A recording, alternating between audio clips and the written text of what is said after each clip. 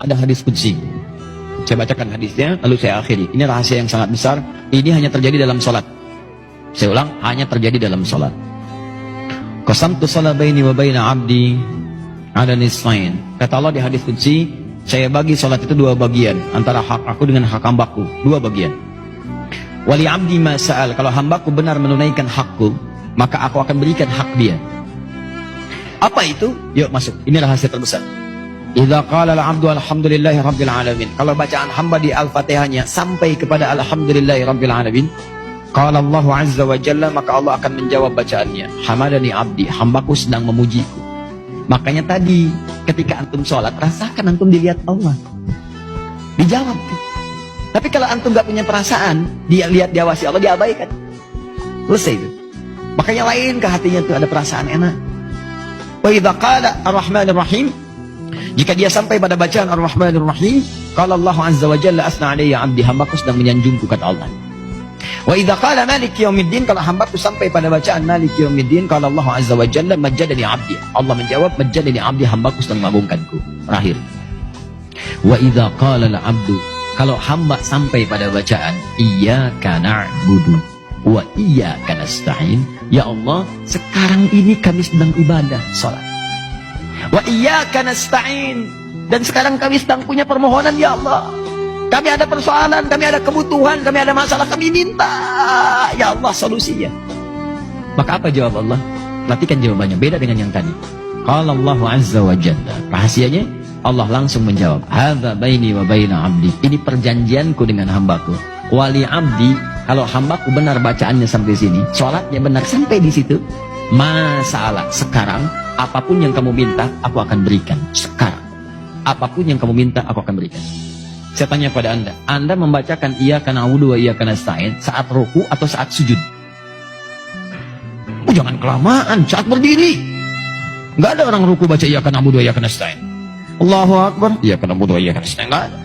Subhana rabbil azim, subhana rabbil azim bihamdi, subhanakallahumma bihamdika Allahumma ighfirli. Itu yang dibaca. Iyyaka na'budu wa iyyaka nasta'in saat berdiri. Jadi berdiri saja, kalau antum benar tuh salatnya baru berdiri begini, itu seketika antum butuh apa dikabulkan. Nabi Zakaria pernah minta dalam berdiri. Dirangkum di Quran surah 3. Tadi malam saya jelaskan ayat 38 sampai 39. Itu sedang sholat.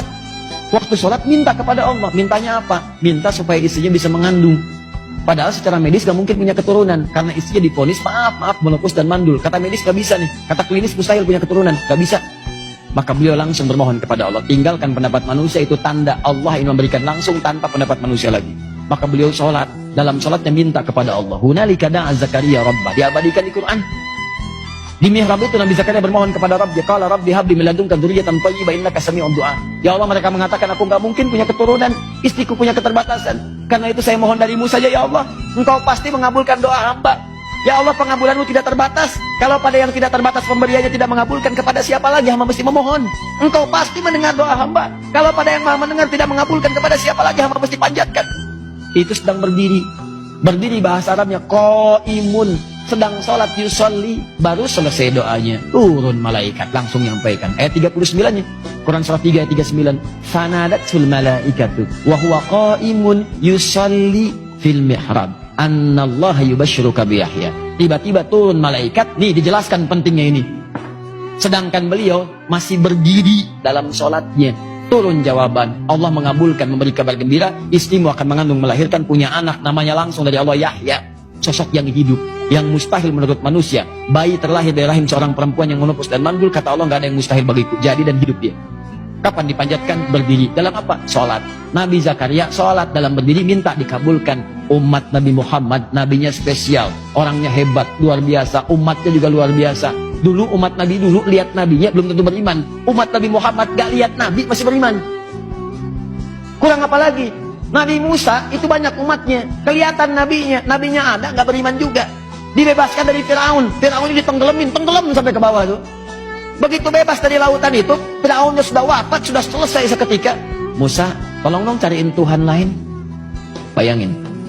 Nabi Isa kurang apa lagi? Mukjizatnya dahsyat. Yang tidak ada dengan izin Allah. Sakit tinggal diusap. Orang ke dokter ini diusap. Nabi Isa sakit mata, usap belian. Nabi Isa kolera, usap belian. Nabi Isa itu usap, tinggal usap. Dokter bangkrut lah pada saat itu. Ya. Usap, yakin. Kedua, ini yang paling dahsyat, menghidupkan yang mati dengan izin Allah. Ada persoalan, hidup dengan izin Allah. Hidup, naik lagi, berdiri. Ngasih tahu persoalannya, wafat lagi dengan izin Allah. Sampai sebegitunya, nggak yakin juga, dicari-cari nabinya, mau dibunuh.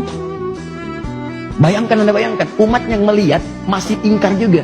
Umat Nabi Muhammad beda, nggak pernah lihat nabinya tuh kayak kita sekarang. Kalau di zaman Nabi melihat Nabi beriman, itu biasa. Nih, kita nggak pernah lihat. 15 abad udah lewat. Bahkan ada yang mimpi pun nggak pernah lihat, masih mau beriman. Maka Allah berikan yang spesial untuk umat Nabi Muhammad. Nabi Zakaria sholat, berdiri, minta dikasih. Umat Nabi Muhammad sebelum sholat 5 kali sehari. Kata Allah, saya tunggu. Kamu mau minta apa, saya kasih. Cuman pertanyaannya, banyak yang tidak minta pada saat itu. Saya tanya pada antum, ketika antum sampai pada ayat ini, iyyaka na'budu wa iyyaka nasta'in, antum minta apa? Ayo, padahal jelas.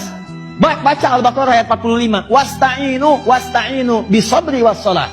Kalau kamu punya masalah, minta kepada Allah solusinya. Bisabri, terima dengan sabar. Wassalah, saat sholat minta. Wasta'inu, perintah. Cara mintanya nasta'in. Kapan kalimat nasta'in itu muncul? Dalam berdiri. Iyyaka na'budu, ya Allah sekarang kami sholat. Kata engkau kalau punya masalah, lakukan sholat. Sekarang kami sholat. Wa iyyaka nasta'in. Kata engkau wasta'inu, sekarang kami nasta'in. Sekarang kami minta. Kata Allah, ya, kalau bagus sholatmu sekarang, minta. Apapun yang kamu minta, aku kabulkan. Pertanyaan saya, ini rahasia besar. Berapa di antara kita yang pernah minta dalam posisi seperti itu? Nah, sekarang Ustaz, kalau kami ingin bermohon kepada Allah, ingin meminta, minta ya Allah, minta. Bagaimana caranya? Apakah langsung kita ucapkan? Ataukah kita sirkan dalam hati kita permohonannya? Ataukah kita pilih ada isyarat ayat-ayat lain yang kalau dibacakan Allah kabulkan? Ada rahasia besar yang kalau antum bacakan satu kalimat ini, apapun yang antum butuhkan akan dikabulkan seketika. Ketika antum butuhkan itu. Apa bacaan itu? Nanti dalam episode berikutnya kita akan bahas.